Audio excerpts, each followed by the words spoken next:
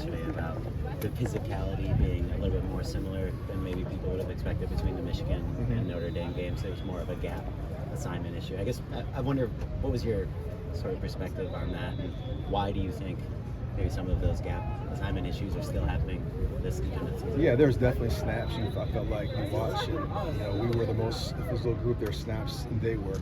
At the end of the day, they're a high execution offense. Their backs are very, very impatient, and if you make a mistake, they're going to find it.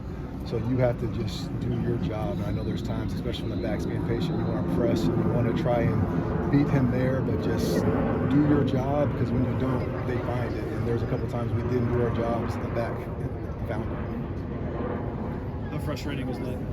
Very frustrating, extremely. How do you fix it? Just practice. You have to address it every time it happens on tape. You have to reinforce it. We have to come up with, okay, are we doing the right drills? Is there anything different we can do walkthrough wise, playing guys in different spots? You know what I mean? Because at the end of the day, when we're all on the same page, we can be a good defense, but we all have to be on the same page, and we have to trust that the guy next to us is going to do his job and that we don't have to overcompensate for anything. You went away from the three linebacker look in the first half after having a lot of success with that against Michigan.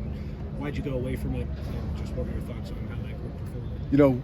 We went into that game, we were going to play that package. We were going to play Kamari, some in the slot, and then just with just the way the game went with some of the pass game stuff, with some of the reps trying to keep guys fresh and healthy, we just felt like second half that was the best group to go with.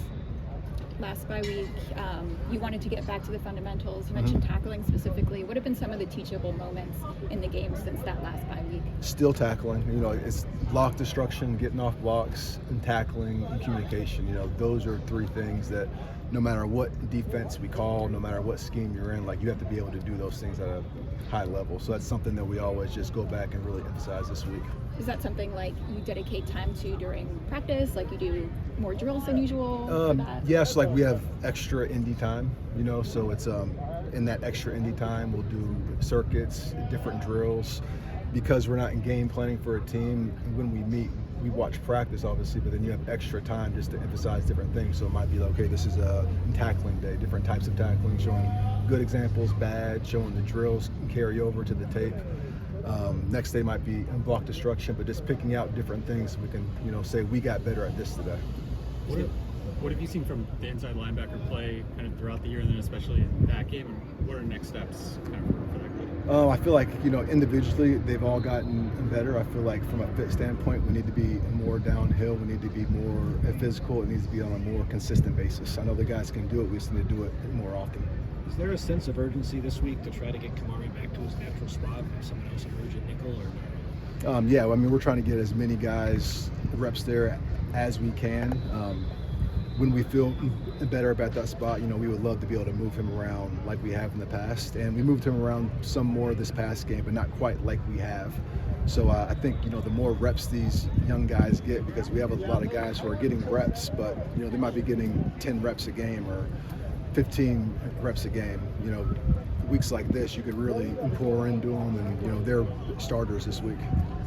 How much do you feel like it is a necessity to give other guys, a chance to compete, especially with guys who have maybe started every game? Or do you foresee changes at that depth chart level? Yeah, so any guys who earn our trust are going to get a chance to play. So it starts in practice. When we go against the offense, when we go against the scout team, just showing that we can trust that when you're out there, you're going to be able to operate in the defense. And again, your good plays might be here, but how bad are your bad plays? And the guys who we feel like we can trust earn more in playing time, and that can adjust all throughout the year. Like a guy like Jay Walk, early on in the year wasn't playing much. Now he's a big part of our defense. So there's a handful of other guys that are on that fringe where, if they just can be a little bit more consistent, you'll see them out there more. DeCarlos seems like he's been the most consistent among the quarterbacks. What has been the biggest part of his sort of breakout this season? I know he's an older guy, but he's still so young for the position. He played quarterback.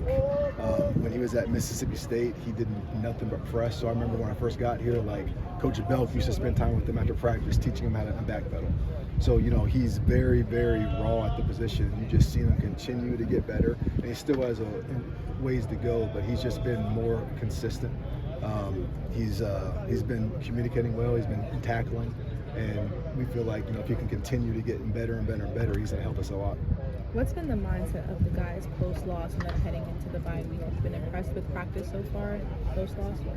Yeah, it's been the past 2 days have been good. It's been super competitive against the offense, and that's obviously a big portion of it. And then we still get some scout team work where we can work on corrections from earlier in the year, different ways we think people are going to attack us, stuff we might get from future opponents. But everything this week has been super good. The guys are motivated to get back out there. I know you don't have control over the bye week and the schedule, but do you wish that it was later in the season, or do you think it's athlete time at this point? I don't think about it at all. What was responsible for the defensive line not having as much success against Notre Dame compared to Michigan? They out executed us. Like I said, they're a high execution offense, and there's a lot of snaps where when we're doing what we're supposed to do, you see us doing good stuff. But if you're supposed to be in this gap and the backs do a very good job, they're patient. You jump out of your gap, or we have two guys in the gap, and you're supposed to blitz here and you go there, they're going to see it. What was that film room like day after that defeat? Just have to take accountability. Everybody, starting with me.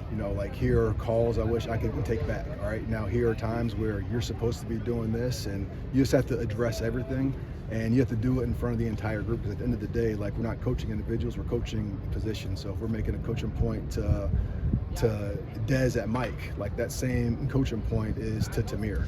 If we're making a coaching point to Kamari in the slot, it's the same thing for EG if he's in the slot. Could be Matai, could be Alex Graham. All those guys have to be able to learn from everyone else's mistakes.